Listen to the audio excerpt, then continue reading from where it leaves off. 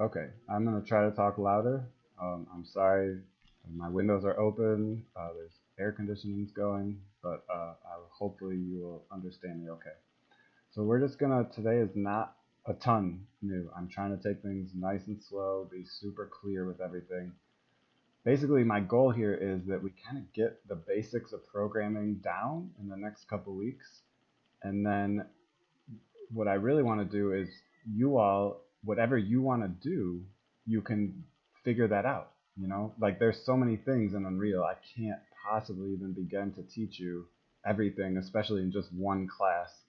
And really, Unreal doesn't matter. You're not learning Unreal. You're learning the basics of game design. Unreal is going to go away in a few years. It's going to be Unreal Engine 5. It's going to be a new thing, and then a new thing. Or if you got a job working on a game engine somewhere, that would be a totally different thing, and there would be scripts that would be unique to that organization.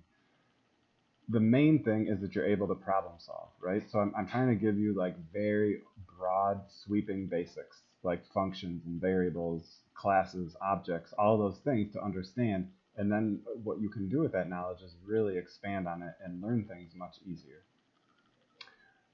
So that's why we're just continuing a little bit from what we did on Tuesday, right? So on Tuesday, we talked about what happens when you collide with an object in a game, right? With an actor, right? A unmoving thing in the level. So you collide with it, that registers, that's an event, that creates an event. From that event, your score variable of the player increases by 1 or whatever you want to set it to. Usually something, some sort of reaction, like some particles or sounds, or if you have a controller, you can set up a vibration or a camera shake or whatever. Something happens to let the player know like they just interacted with something, and then the object goes away. So that's what we did Tuesday. Now, what we want to do, right, is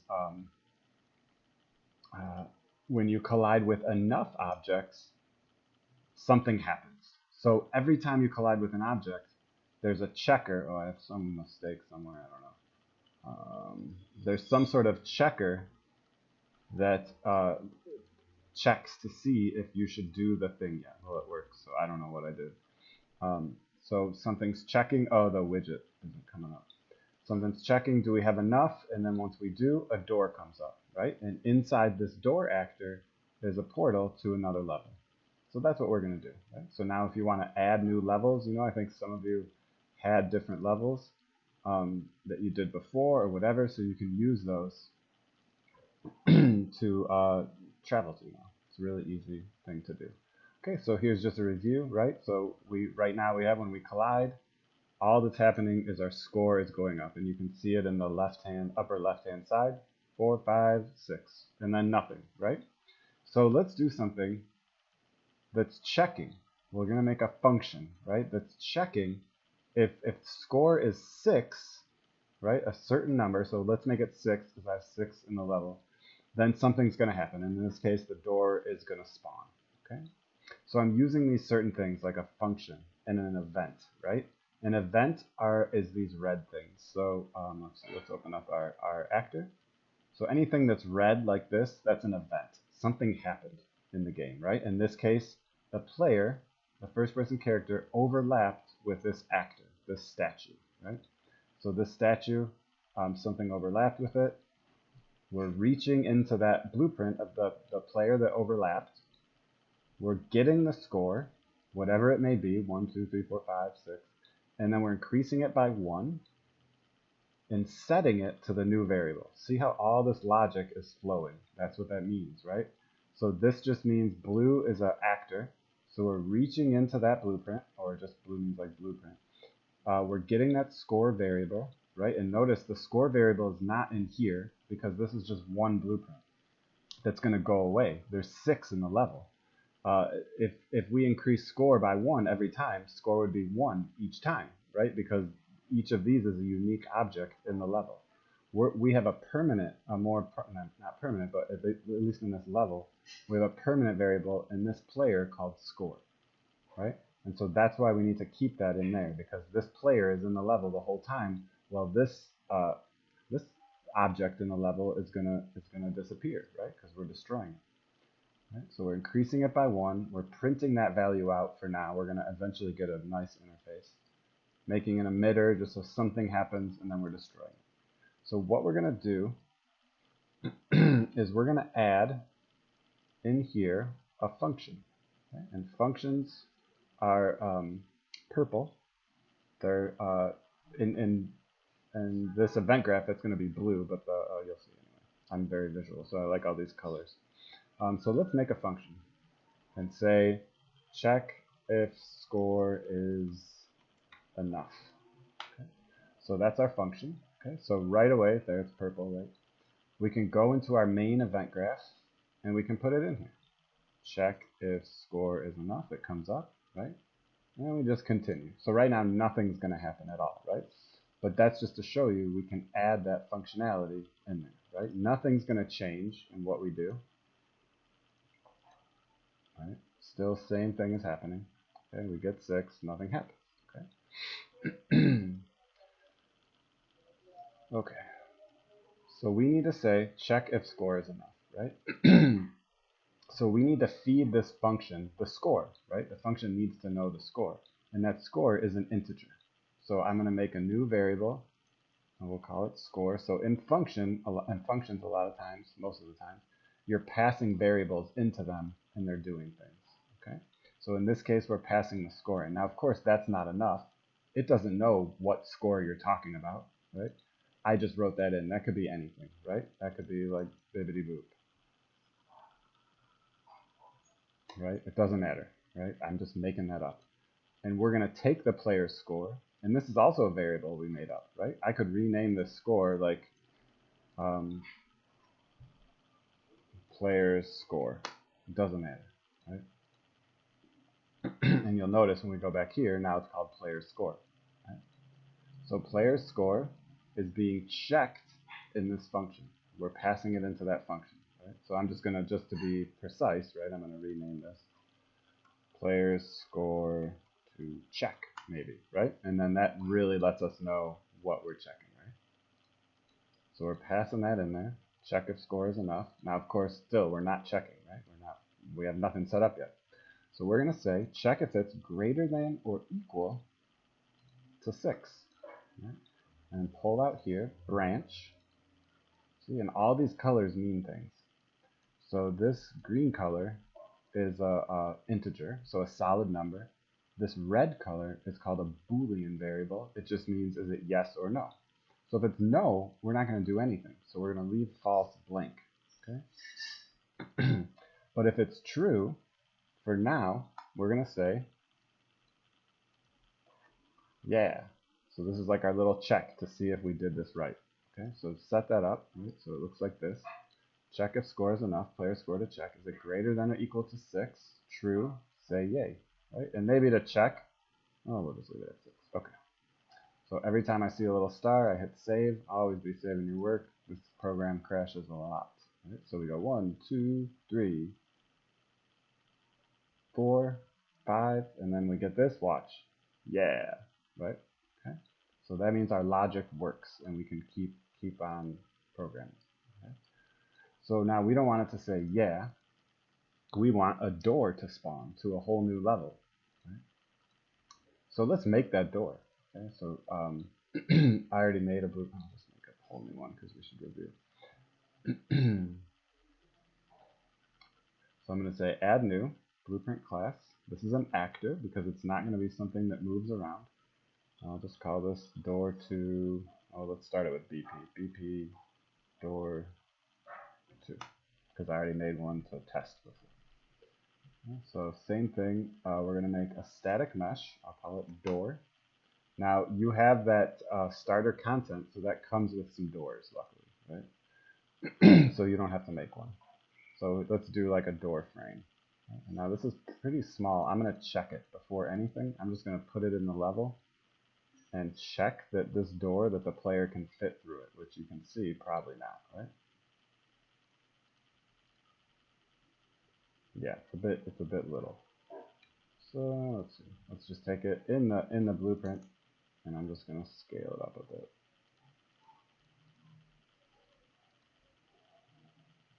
There we go. So we can get through it. So that's good. Okay. So now let's make this door a portal. You could add a bunch of like cool, weird, portally things to this, but we just want to keep it simple for this demo. So I'm just going to add another collision, right? Just like we did before, a box collision, just like we did with the statues. Okay. And now when our player steps through here, it's going to take them to a new level. Okay. So see how that fits nice in the door. Okay. So I'm going to right click on this, add event, on component, begin overlap,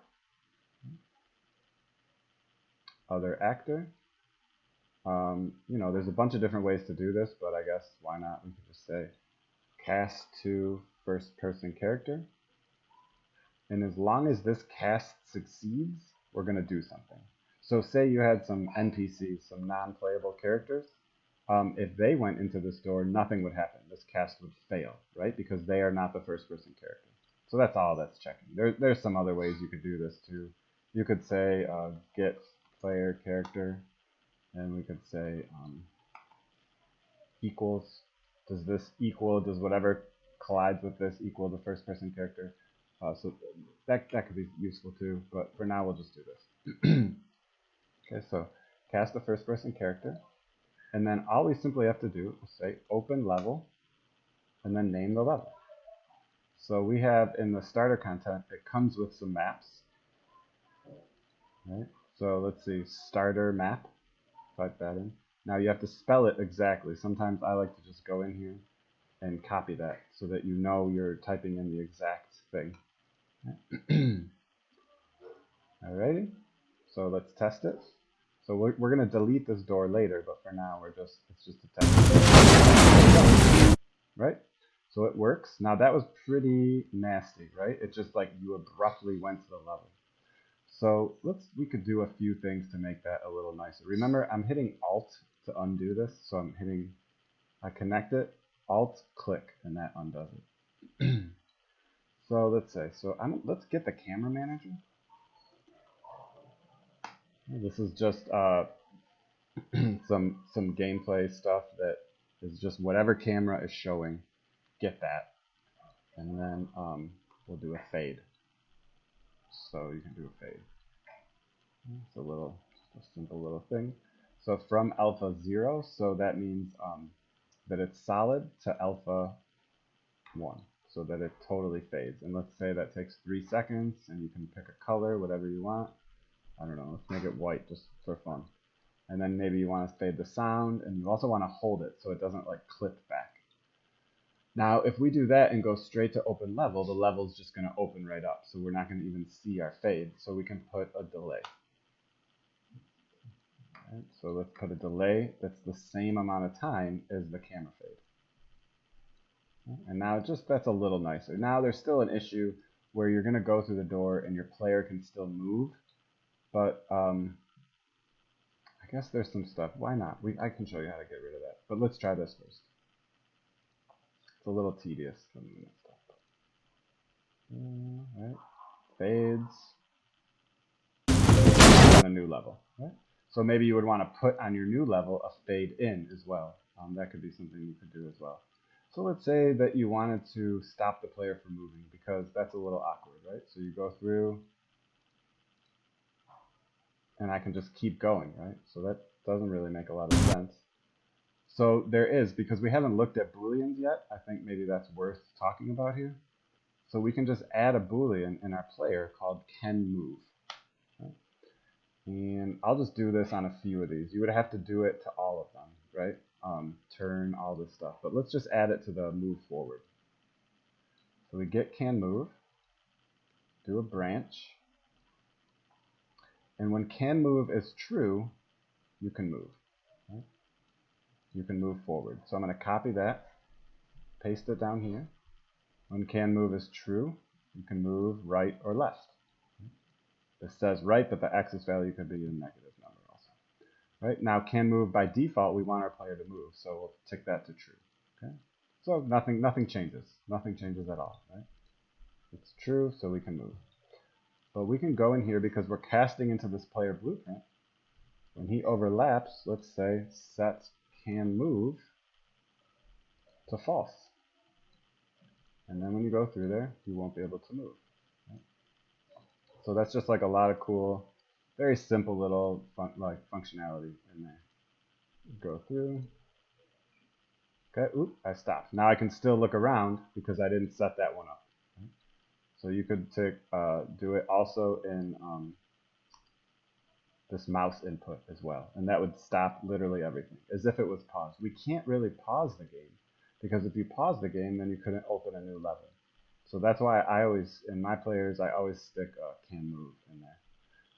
It's just a really easy way to kind of stop the movement when you need to, right? For whatever reason. Okay, so our door works great. We're satisfied with the door. You know, maybe you want to make it like golden, whatever, right? Okay, so here's our nice little golden portal. Now we want to take it out, right? Because we only want that to come in when we collect 6. So we need to spawn it into the game.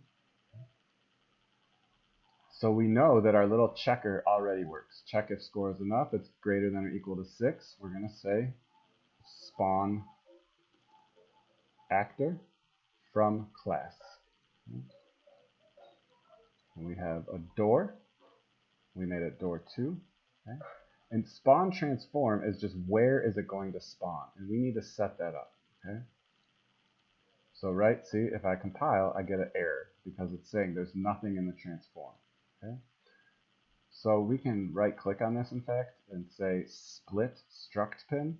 That kind of breaks up the transform. A transform is 3 things, right? So if I click on anything, we see we got an error and everything.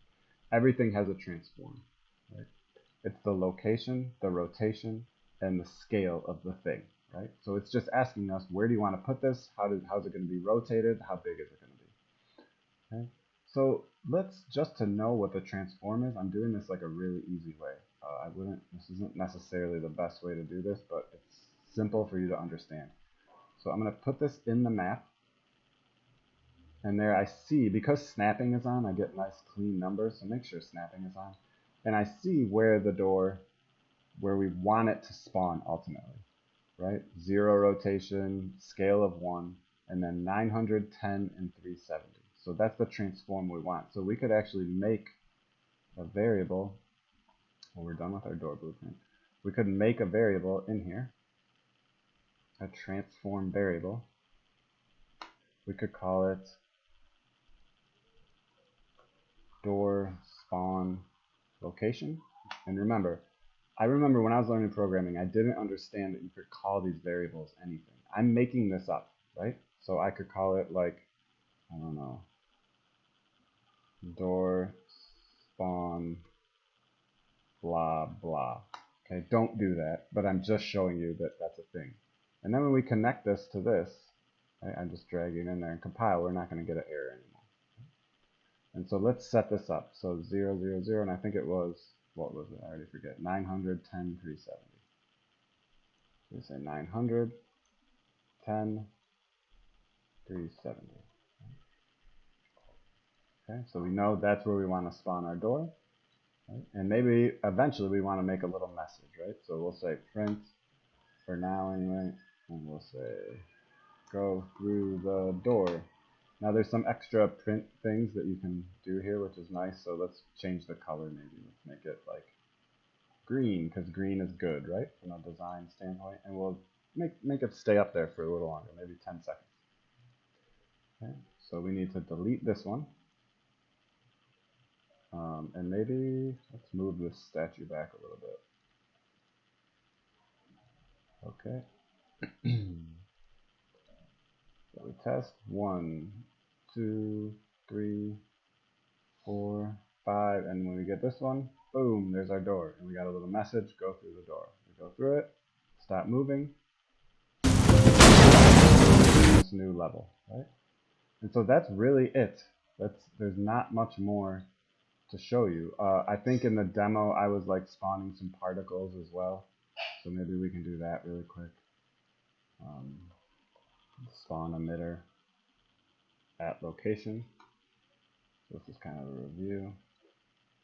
And we want to spawn this pretty much where we spawn the door. So if I right click this split struct pin, we see this is the vector. A vector is an x, y, z location, right? It's this one, the location. But in fact, maybe we can split this for, well, I'll show you first. So explode, right? And maybe we want the scale, like maybe we want kind of a big explosion. So usually you don't scale particles like this, emitters, but why not? Let's see what happens. So I put it at 3.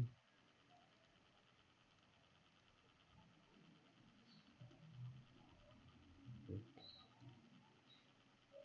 Boom, and now we get a little explosion, but you'll notice the explosion is on the ground, so we want to move it up a little bit, right? So this is a good thing to practice. So I'm actually going to split this struct even further. So now we just have the x, y, z. The x and the y we want to be the same, right? But we want to move it up, and z is up and down. So we're just going to say add, and let's add it, I don't know, let's say 100 units, 100 Unreal units up, and we'll see. We got to test if that's going to work. I don't know. I don't remember what I did in the other one. So notice I keep jumping on the top of that statue. I'll show you why. We'll fix that in a minute. So there's the door. That's alright. I think we might need to go up a little more. But let me take a second. I'm going to fix that statue. You see why? Because I don't have my collision totally on the top. Right? So we can just make that bigger. And then that's going to work a little better. Make it even more. Okay. And then let's move our, let's try 150.